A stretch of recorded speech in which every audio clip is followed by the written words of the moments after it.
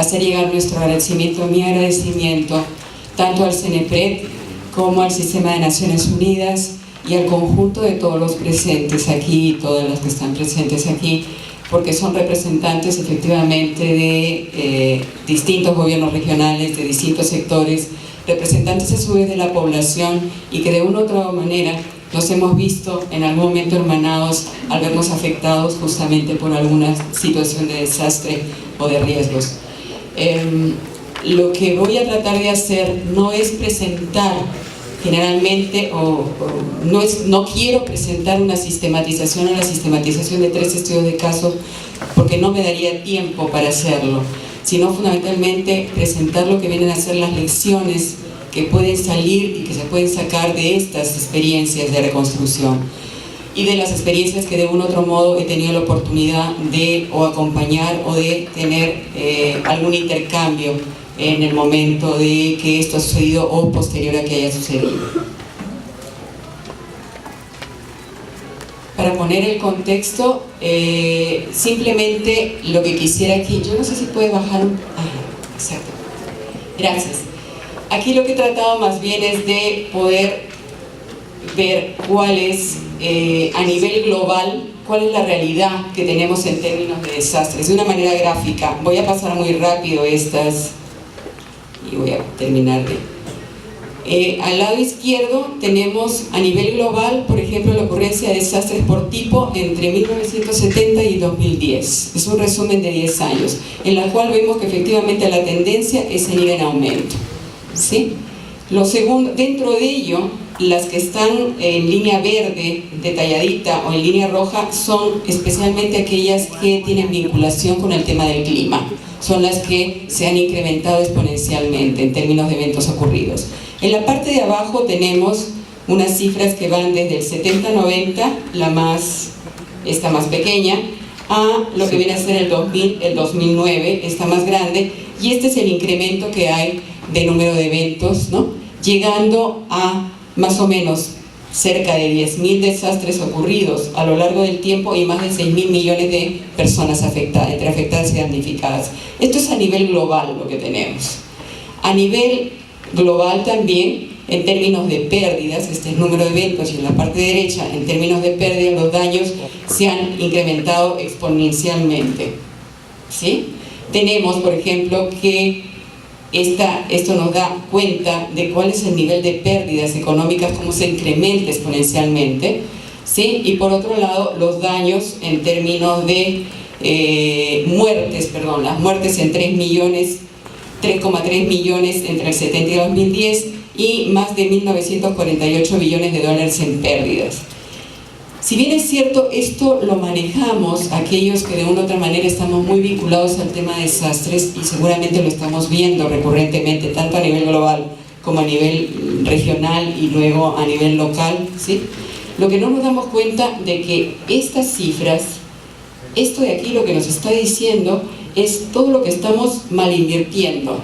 O sea, no solamente es lo que estamos perdiendo, sino es toda la mala inversión que estamos haciendo en el desarrollo, ¿sí? Porque lo que vemos siempre es la cara más amable, que es decir, bueno, esto se está perdiendo, pero lo que no estamos viendo es la cara dura, que es lo que estamos mal invirtiendo en el desarrollo, ¿sí? El último informe global que hay de reducción de riesgos de desastres, lo que dice es que una revisión de esas pérdidas llevan a que al menos un 50% de lo que hemos mencionado allí no está registrado, ¿sí? Solamente se registran los grandes eventos y aquello que tiene una significación que excede, en todo caso, el escenario internacional. Habla de que las pérdidas directas generadas por los desastres ascienden a unos... Gracias. Menciona que los desastres, ¿no?, ascienden, o las pérdidas por desastres ascienden a 2,5 millones de billones de dólares americanos. Lo que se dice es que esto es inaceptable, ya que contamos supuestamente con mayores conocimientos, con mayores prácticas y con mayor capacidad.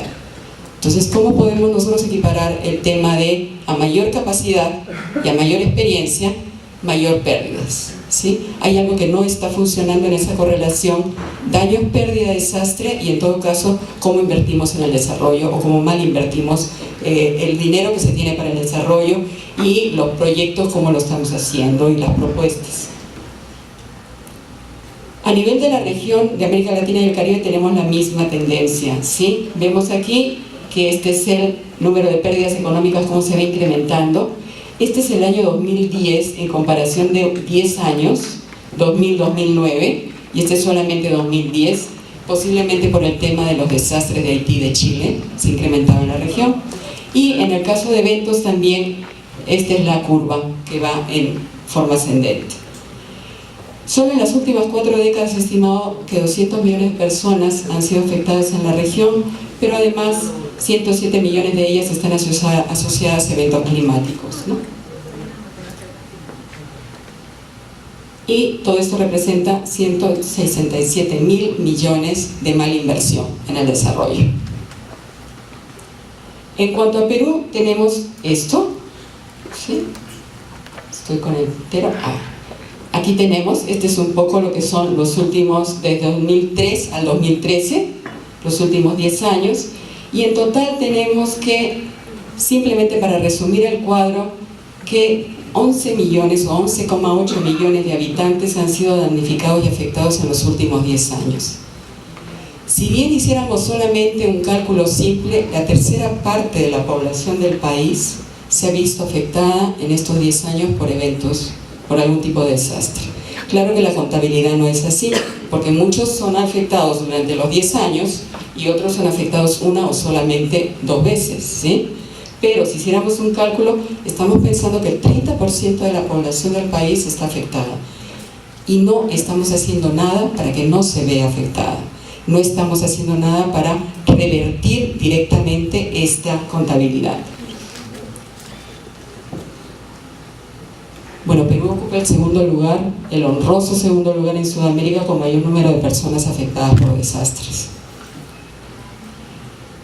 Una mirada a lo que viene a ser simplemente el 2007 aquí, ¿sí? He tratado de hacer este cuadro donde tenemos un conjunto de experiencias más o menos notables porque han tenido una connotación nacional de eventos o desastres ocurridos, y a la luz de lo que ha sido el proceso de la evolución que tenemos en cuanto al tema de desastres en el país respecto al enfoque, pero también al marco normativo, ¿sí? Y a lo que son las políticas. En el 2007 el terremoto de Pisco, ¿sí? Y este terremoto de Pisco tuvo una significación, además del impacto que se dio y por la visibilidad que tienen los eventos. Los sismos tienen muchísima visibilidad, ¿sí? Porque obviamente demandan no solamente un conjunto de aportes adicionales, sino que generan mucho o demora mucho tiempo el proceso de reconstrucción. Este desastre de Pisco y lo que nos vino y lo que todavía seguimos tratando de recuperar y reconstruir generó en su momento que la Contraloría General de la República recomienda la revisión urgente de la ley del SINADESI. Este genera un cambio total en lo que han sido los últimos 35 años de historia de nuestro sistema de reducción de riesgos con nuestro Sistema Nacional de Defensa Civil. De allí tenemos 2010, Cusco, ¿sí? Lo que son las inundaciones, lluvias intensas, inundaciones en el Cusco, que más o menos fueron 4 meses de actividad entre desastres pequeños, medianos, que se fueron dando. El 2011, las inundaciones y lluvias intensas en Ucayali. 2011-2012, lo que viene a ser las lluvias intensas que se dieron y inundaciones que se dieron en Arequipa, combinada con un problema de nevadas también en las zonas altas. Loreto, las inundaciones y lluvias intensas en Loreto el 2012. Arequipa, nuevamente la lluvia que afectó la provincia de Arequipa, la ciudad de Arequipa fundamentalmente. Y 2013 tenemos las heladas en Puno. De un otro modo, estos eventos han marcado algún tipo de cambio, reflexión, o cambio de actitud y reflexión en lo que ha sido la forma y el tratamiento de desastres en el país. Y tenemos a la par, por ejemplo, en 2010, las inundaciones y lluvias y el cambio, lo que viene a ser la política de Estado número 32, que incorpora la gestión de riesgo de desastres como una política de Estado. Luego, en el 2011, la ley a la par justamente pensando anualmente, a la par de lo que vienen a ser los eventos en Arequipa, luego la Política Nacional de Gestión de Riesgo de Desastres, la aprobación de la Política Nacional, a la par efectivamente las inundaciones de Loreto, tenemos Puno y estamos ahora en el momento de ver cómo instrumentalizamos a través del Plan Nacional de Gestión de Riesgo las acciones que debieran encaminarnos a ir cambiando esta situación, ¿sí? Simplemente voy a pasarlo así, esto muy rápido. Tenemos el terremoto de Pisco con algunas cifras, que son 434 damnificados y 221.060 afectados. El desastre Machu Picchu, que por la connotación que tuvo, entre lo que se estimó en ese momento, era que Cusco se perdía al menos $1 millón al día, $1 millón al día, debido a las intensas lluvias, por lo que no se pudo o se detuvo toda la dinámica turística en el lugar. ¿Sí? Este es un poco las cifras, 13.000 damnificados, 2.200 viviendas afectadas, ¿no? El Mincetur declara que los desastres originarían 460 millones de nuevos soles en pérdidas. Tenemos Loreto, 229.000 damnificados, un conjunto de daños materiales, ¿no?, en el sector agrario. Tenemos Arequipa, también en el 2012, donde se estima que más de 100.000 habitantes fueron afectados, más de 47.000 viviendas. En el 2013 se siguen sumando 48.000 personas damnificadas y afectadas, 11.000 viviendas, y tenemos las heladas que afectó prácticamente gran parte del departamento de Puno, pero no solamente Puno fue afectado, sino también Puno, Cusco, Apurímac, Huancavelica, Junín, Arequipa, Moquegua, Ayacucho, Pasco y Tacna. ¿Sí? Esto para tener una idea de cuál es la situación en la que estamos. ¿Sí? Que no solamente es una situación que nos puede reportar y seguir sumando daños y pérdidas, sino que o tomamos una decisión o tratamos de cambiar y revertir esta tendencia que cada vez es mayor en términos de pérdidas, o más bien nos acostumbramos a ello y vemos en qué momento nos toca a nosotros ser afectados, ¿sí? Como parte de esa lectura de esos eventos y de las entrevistas que se han tenido y de las reflexiones con no solamente los gobiernos locales, no solamente las ONG que participaron, sino también con parte de los afectados que aún siguen esperando lograr ese beneficio de la recuperación, entre las cosas que se han ido sacando como conclusiones es, por ejemplo, los desastres son una oportunidad para incorporar la reducción de riesgo. Siempre se ha dicho que los desastres son la oportunidad de cambiar las cosas, pero siempre y cuando realmente se plantee incorporarlo en la agenda del desarrollo. Perfecto. Tenemos el caso de Pisco, donde a partir del desastre se incorporaron los planes de desarrollo local el tema de reducción de riesgos, pero la recuperación fue el gran olvidado. Tanto así que recién en el 2011 aparece una noticia y se va a Pisco el presidente de la República con un conjunto de actores de los sectores y se dice: reinicia la reconstrucción de Pisco con trabajos de remoción de escombros.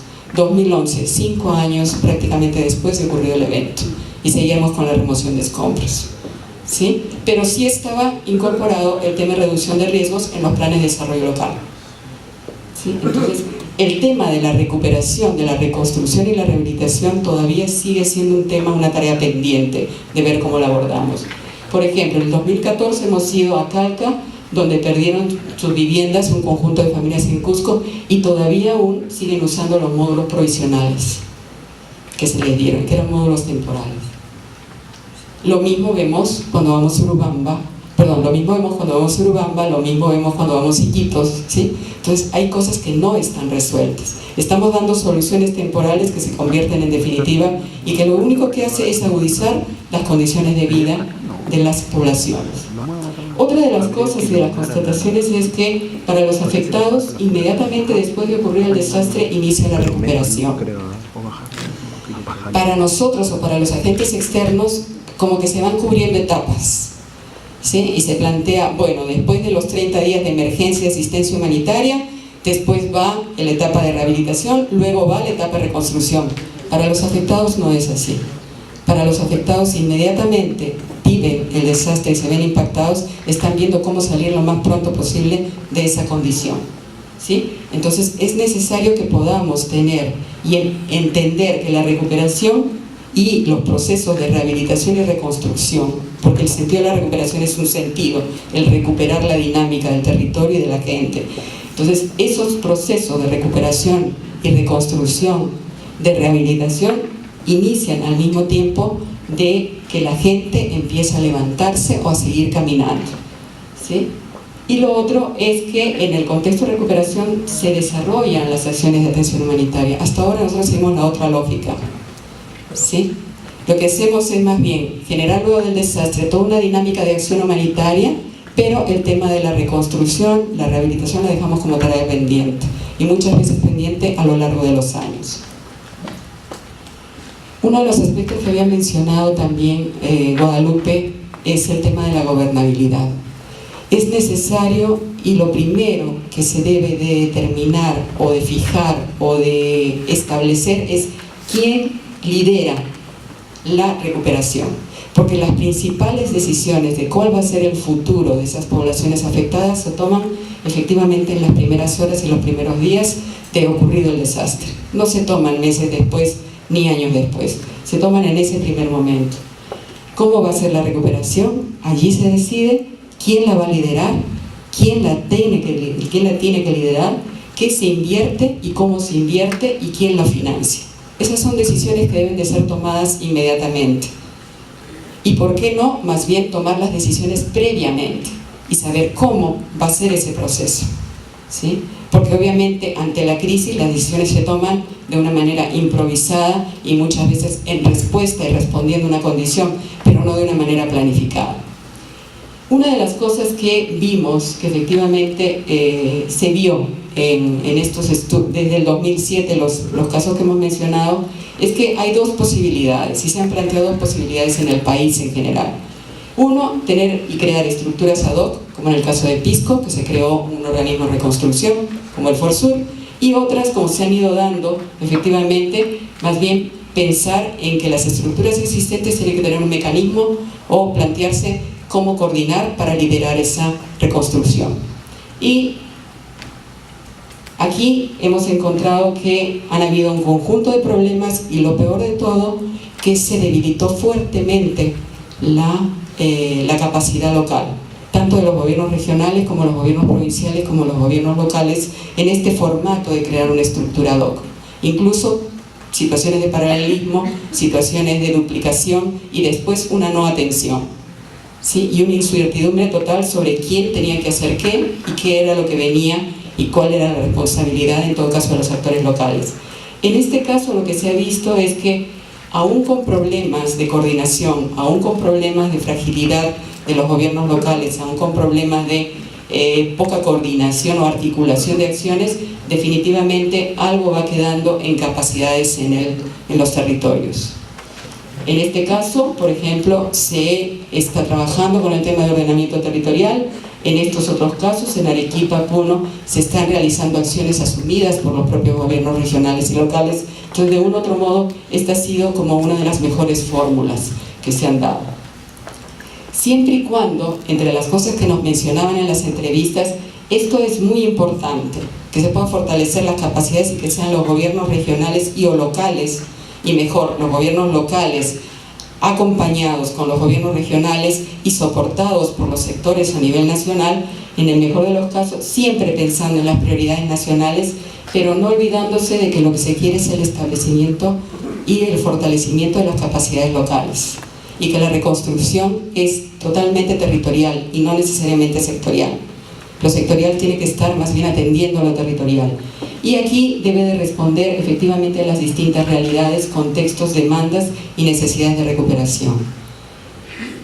En el caso de Ucayali y el caso de Loreto es muy ilustrativo, porque realmente todas las soluciones que se llevaron con un formato ciudad o con un formato sierra no funcionaron en un formato selva, ¿sí? Incluso para hacer llegar la ayuda, para hacer llegar el apoyo, para dar las soluciones de vivienda, no tuvieron los mismos éxitos y tuvieron que hacerse un conjunto de readecuaciones en el lugar mismo y en el momento mismo de dar y plantear la solución en el territorio.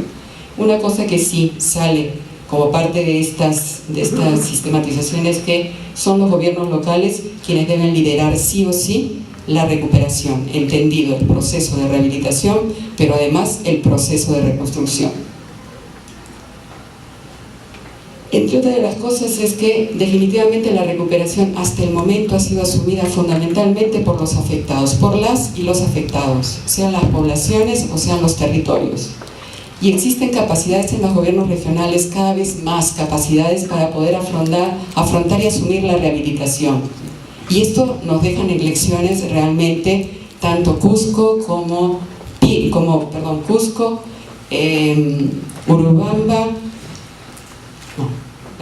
Cusco, Urubamba y Calca nos dejan lecciones muy importantes respecto a esto, ¿sí? Que ellos pudieron atender directamente todo lo que fue su proceso, no solo de rehabilitación, sino su proceso de reconstrucción. Y luego las lecturas que tenemos de Arequipa, las lecturas que tenemos de Pisco, las lecturas que tenemos nos dan más bien una duda sobre si efectivamente los gobiernos regionales o locales pueden asumir la rehabilitación, sí, pero la reconstrucción, ahí vemos que realmente tenemos algunos problemas para dar seguimiento a ese proceso que viene luego de la rehabilitación. Hay que evitar ofrecimientos que no tienen viabilidad. Por ejemplo, el caso de Pisco es muy ilustrativo. El tema del ofrecimiento de reconstruir la ciudad y el ofrecimiento de los bonos de vivienda, ¿sí? Un ofrecimiento que no pudo ser asumido, que fue un ofrecimiento que no pudo ser cumplido, y tampoco se buscó alternativas como subsidios de viviendas, ¿no? Y cuando hubo el subsidio no se dio a todos los que necesitaban, y muchos de esos subsidios fueron definitivamente aquellos que no lo necesitaban. No hay acceso a créditos y no hay acceso a empleo, y fue una de las demandas principales. Cuando hicimos la pregunta a algunos actores nacionales que estuvieron en su momento, le preguntamos qué es lo que necesitaba la gente, y estos actores nacionales decían, querían la vivienda. Cuando preguntamos al gobierno regional y a los gobiernos locales, decíamos, ¿qué quiere la población? Quiere que le repongan la vivienda. Pero cuando preguntamos a la población en un taller, en un focus group, lo que nos dijo, nosotros queremos empleo. La vivienda la hacemos nosotros, lo que necesitamos es empleo. Entonces, estas son cosas que no se ven, y las soluciones más bien son la reposición y no pensar en cómo generas una dinámica que permita fortalecer o recuperar esa capacidad que tiene la gente y sus territorios. Otro de los aspectos es evitar las soluciones asistencialistas. Por ejemplo, tanto en Pisco, en Cusco como en Puno, el tema de las viviendas modelo o las viviendas piloto ha sido, si bien es cierto, una solución posible, pero ha generado una serie de problemas. Uno iba por Pisco y lo que decían es, a esta familia le dieron y a esta familia no le dieron, ¿sí? Y generó conflictos sociales muy serios. En el caso de Puno, por ejemplo, se llevan las viviendas, pero se llevan con materiales que no son del lugar y con dinámicas y soluciones que no puede volver a reconstruir la gente o volver a cambiar. Cuando ellos son, o sea, en Puno, la población construye sus propias viviendas, ¿sí? Y lo que necesita más bien es que le digan cómo mejorar ese confort en su construcción, pero lo que le llamamos son soluciones piloto de vivienda que luego no son replicables y no pueden ser replicables. Otra de las cosas es el tema del abrigo y las frazadas. Entre las conversaciones que tuvimos en Puno y en Caylloma, ¿no? Lo que decían, ya no queremos más frazadas, lo que queremos son soluciones que no son en el momento de la emergencia. Y otro tema es de las viviendas temporales, es la instalación de viviendas temporales masivas o de carpas masivas que luego se convierten en soluciones definitivas. Otro de los aspectos que resaltan del tema de la recuperación es que las intervenciones cortoplacistas están más vinculadas a reponer infraestructura, pero no necesariamente nos están dando soluciones a mejorar la condición de vida, la calidad de vida, los medios de vida de la gente. Y otro aspecto que resalta en Arequipa, por ejemplo, es el tema de la torrentera. Justamente la torrentera se construyó una avenida, estaban en obras, y lo que se ha hecho es simplemente luego del evento, en vez de dar soluciones en base a estudios que se tenían de riesgo, donde tenían que cambiarse las medidas, tenían que cambiarse las soluciones técnicas, lo que se hizo fue seguir y volver a reponer esa obra, entonces mal invertir. Otro de los aspectos que aparecen son que son ignorados los aspectos socioeconómicos, culturales y ambientales, ¿sí? En Cusco, por ejemplo, se instala la cultura del damnificado. Una de las cosas que nos decían es, Nosotros tenemos costumbre de trabajar en comunidad, del AINI, el AYO, y vienen y nos dan, y lo que hacen más bien es acostumbrarnos a que se nos siga dando frazadas y cambiar la cultura de la gente. Y esto se hace, lamentablemente, como parte de la lógica de la rehabilitación y la reconstrucción. Hay una tendencia seria a salir del problema y son los gobiernos locales que finalmente asumen el largo proceso de recuperación. Después del año solamente se queda gobierno local, población y acaso gobierno regional dando solución a las siguientes demandas. ¿Y saben por qué también? Porque decían, bueno, es que después de ese tiempo vinieron, nosotros fuimos afectados por la inundación, nos decían, ¿sí? Pero después vino el proceso de sequía y después vino el proceso de las nevadas heladas. Entonces toda la atención iba directamente para los nuevos afectados y nosotros quedamos simplemente solucionando nuestros problemas. En la recuperación tan ansiada nunca llega. Y el otro aspecto es que hay una invisibilidad de la recuperación. No hay medios, no hay recursos, no hay capacidades para ello, se van perdiendo por la misma lógica de la recurrencia de los eventos. Entonces son procesos obligados y son pagados por los gobiernos regionales, gobiernos locales o por los propios afectados. Son los que pagan la recuperación y la reconstrucción. Los costos de la reconstrucción no se dimensionan. Es otro de los aspectos que ha salido de... Voy a pasarlas todas, porque en principio lo que se ve es efectivamente lo que se ha invertido en el desarrollo y lo que se ha perdido, ¿sí? El desastre se pierde la infraestructura, sea la vivienda, sea la carretera, pero es la pérdida. Pero no se ve que esto fue una inversión en el desarrollo y que fueron recursos orientados a este sector y que dejaron de orientarse a otro sector, ¿sí? Por otro lado, además de este saldo que nos deja de la pérdida, tenemos que plantear lo que viene a ser justamente la limpieza, la reposición, además la reinversión, pero adicionalmente lo que yo estoy dando aquí nuevamente en la reconstrucción de la escuela, estoy dejando de construir una nueva escuela en otro sector. Y estos son los costos de la reconstrucción. No es solamente el daño y la reposición del bien, ¿sí? Y además de estos costos hay costos que son sociales, que tienen que ver con la calidad, ¿sí? En todo caso, en el momento de la reconstrucción lo que se va perdiendo es la calidad de la educación, o la calidad del acceso al agua, o la calidad del bien, y eso no se está viendo. Y esos son los costos, ese es el saldo que deja el desastre y los costos que debería de considerarse para la reconstrucción. Además, es un contexto donde prima la improvisación. En todos los casos, desde el 2007 hasta el último que hemos visto aquí, del 2013, ha sido una constante de improvisaciones, ¿sí? Se recupera espontáneamente la población, efectivamente, pero al recuperarse la población, generalmente se da un incremento de vulnerabilidades y además se reconstruyen los riesgos iniciales. Entonces quedamos en un círculo vicioso, porque mientras nosotros estamos dimensionando fases, ¿sí? Todo esto se da de manera simultánea y cuando nosotros llegamos con la solución vivienda, ya la gente se ubicó en el mismo sitio. Cuando llegamos a la solución de rehabilitación o de reasentamiento, ¿sí? Ya la gente se ubicó en el territorio, ya la gente hizo su propia dinámica. Entonces nunca llegamos a tiempo, nunca estamos a tiempo. No se ve que es importante salvar vidas, pero lo que es más importante es ver cómo sostener esas vidas que se salvan y cómo recuperar esos medios de vida.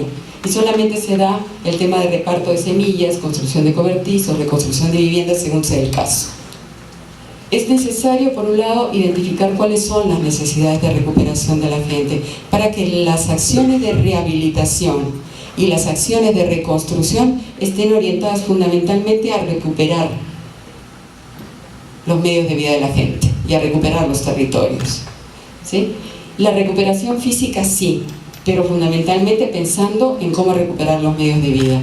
Hasta ahora las soluciones han sido de reponer viviendas, sea por los sectores o sea por las organizaciones sociales, pero no se está viendo cómo se ve y cómo se puede aprovechar esta recuperación física para generar empleo, para calificar mano de obra, para generar una dinámica de micro pequeña empresa, ¿no? O de una empresa colectiva. O sea, esto no se está viendo. Sí se recupera físicamente, pero el tema de recuperación de medios de vida no es algo que lo estamos condicionando, ¿no? Y por otro lado, la reactivación económica sí, pero fundamentalmente obligada y pensando en recuperar esos medios de vida. Sí, en Pisco se pensó en la reactivación económica, pero no se pensó en lo que es la recuperación de los medios de vida de la gente. Una lógica que no está funcionando es esta. Hay la tendencia de, en la medida que se evalúan los daños luego que ocurre un desastre, se da una declaratoria de desastre o de emergencia, sea cual sea el nivel, y luego se empieza a trabajar y a tener un listado de proyectos. Y se empieza a sacar un conjunto y un listado de proyectos que no responden necesariamente a las necesidades de recuperación de la población. Este listado de proyectos se lleva a un nivel nacional, ¿no? Y se va a ver en qué medida se financia, sea por fondos de contingencia o sea por fondos luego de inversión.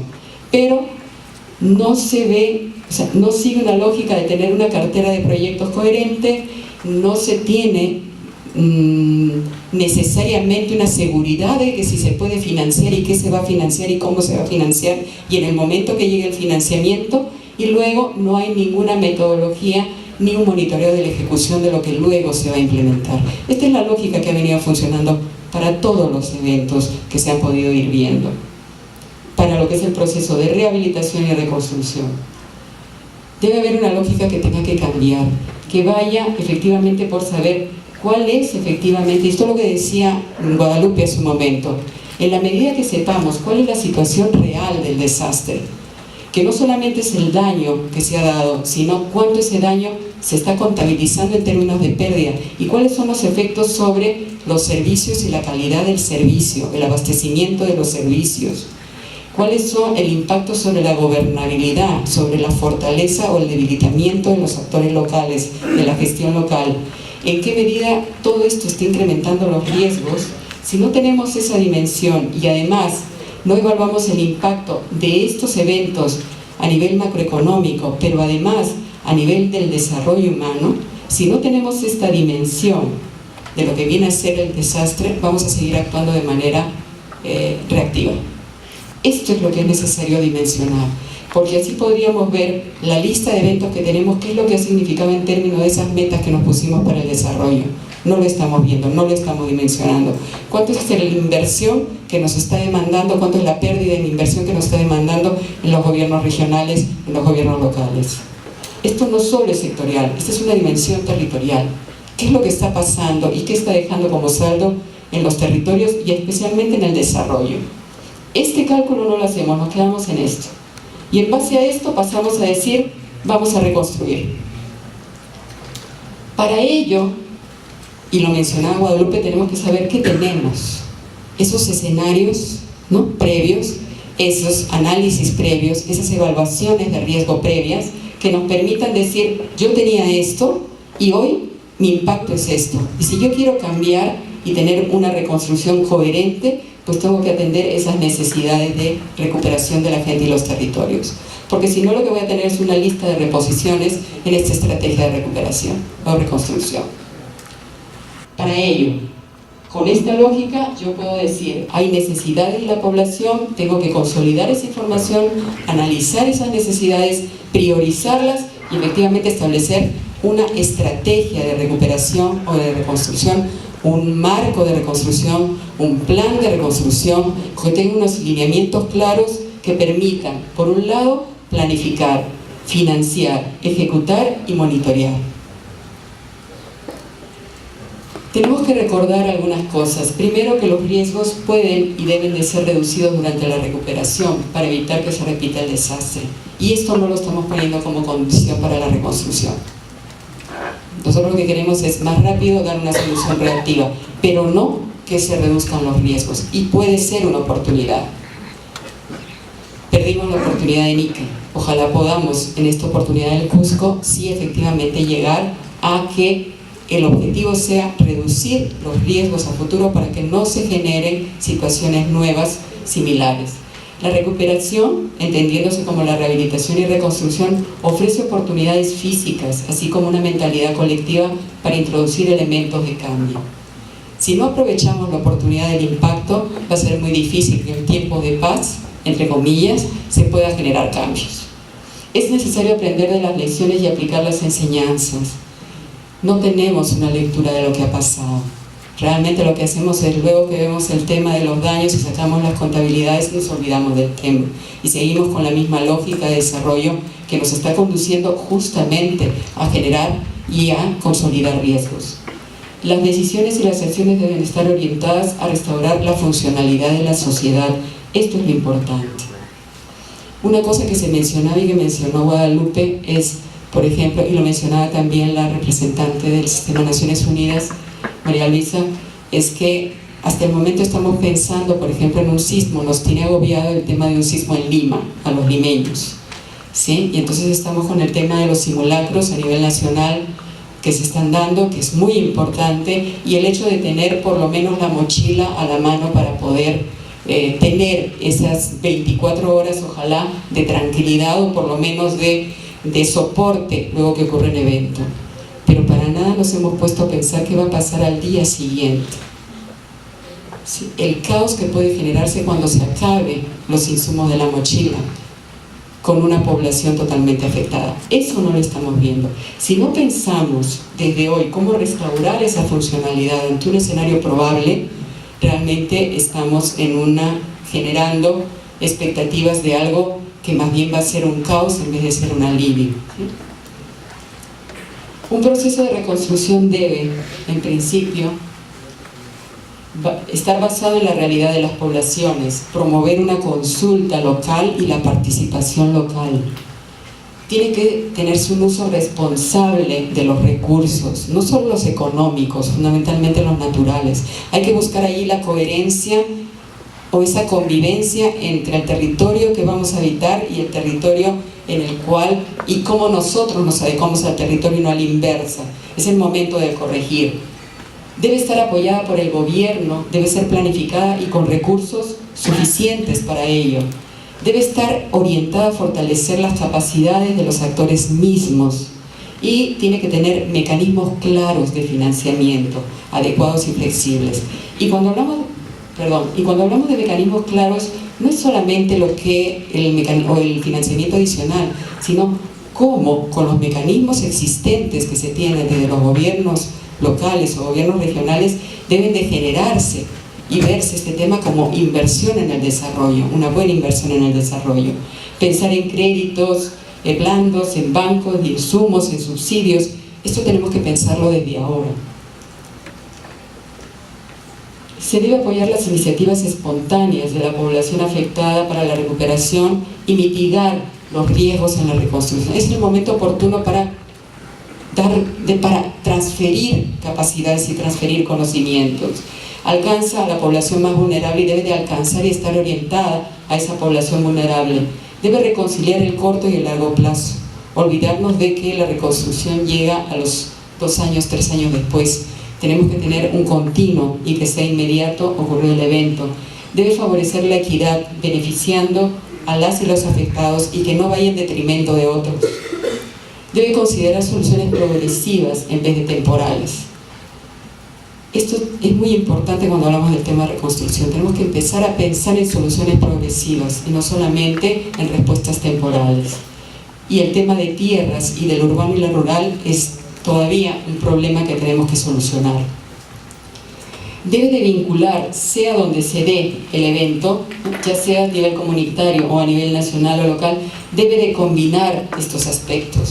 Debe de articular esfuerzos, tiene que entender que es base de un tejido social. Si es el desastre y la reconstrucción es en el territorio, y entonces tiene que combinar los esfuerzos tanto nacionales como internacionales y dinamizar la vida y los medios de vida de la comunidad, pero en función de los territorios y los actores locales. Una de las cosas que son importantes es que es necesario anticiparse a los hechos. Hasta ahora aquí hemos avanzado en términos de los escenarios y en términos de sacar lineamientos. Sabemos cuál es el escenario de riesgo, nos enfocamos al cual podría ser el probable escenario de desastre al hacer el escenario de riesgo, pero no nos estamos enfocando a cuál es ese escenario post-desastre, que es un escenario de recuperación. Esto no lo estamos viendo. Nos quedamos aquí en nuestros análisis y esto no lo vinculamos. Y esto lo estamos viendo como un escenario de riesgo, pero no un escenario del error. Porque realmente ahorita lo que hacemos estadísticas sobre la cantidad de viviendas que pueden ser afectadas, sobre la cantidad de carreteras, sobre la cantidad de personas que se pueden ver afectadas por un helado, por una nevada, pero no estamos viendo que es el escenario del error, lo que tenemos mal hecho, o lo que tenemos que corregir. Prepararse para planificar la reconstrucción tiene que contar fundamentalmente con voluntad política que respalde el proceso. Si esto no hay, no es posible. Y esto a quien le corresponde es quienes nos lideran, y son la cabeza y los líderes de los gobiernos regionales o de los gobiernos locales y o de los sectores.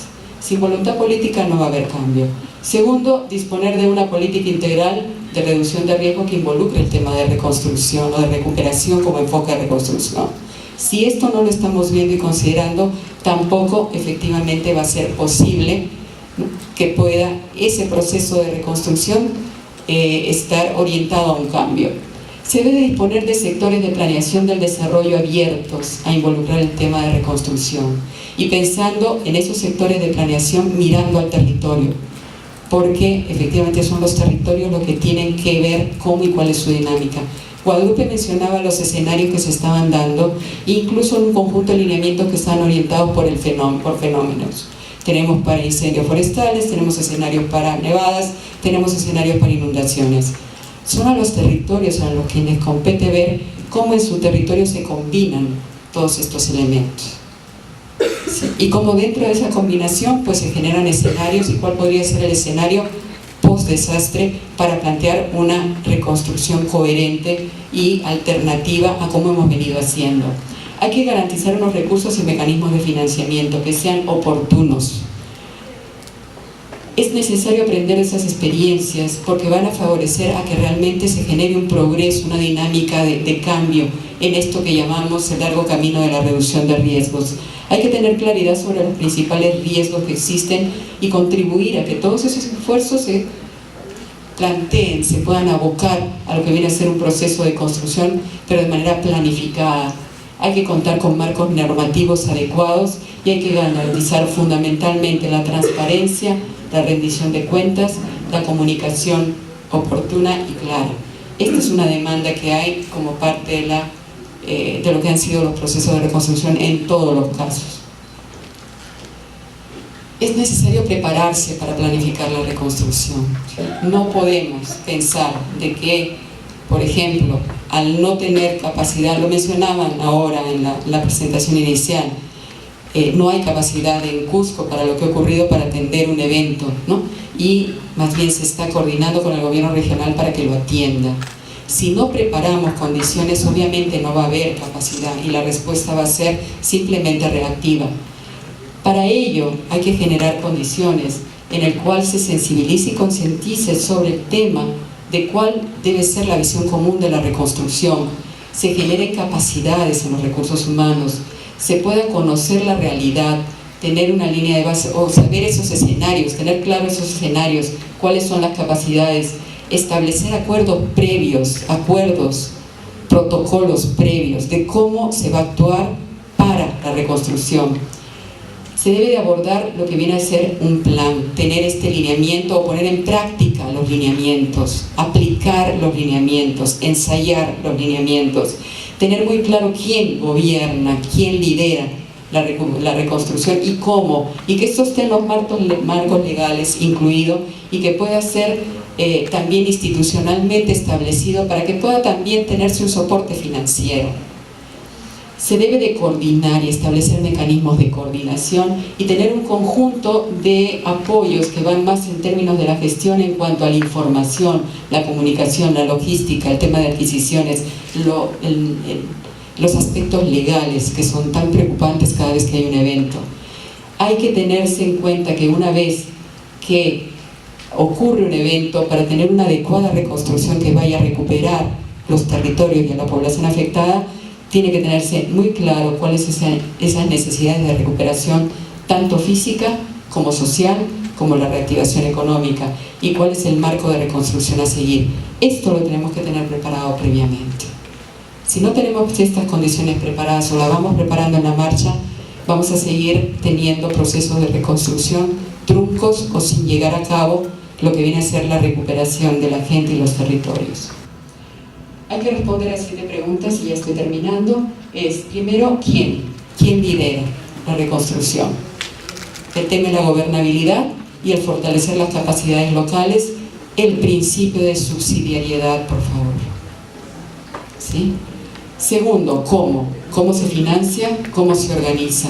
En términos de planificar la recuperación o la reconstrucción desde una escala territorial.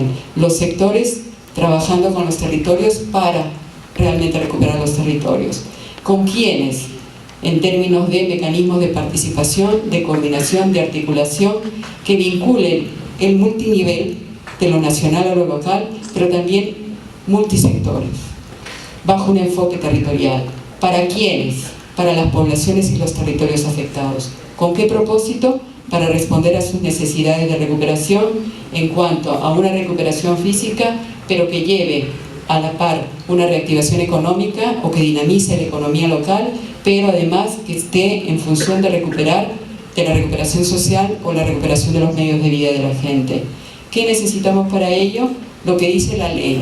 Necesitamos, por un lado, cumplir con la ley que mandata corregir, la parte correctiva, y prevenir, la parte prospectiva.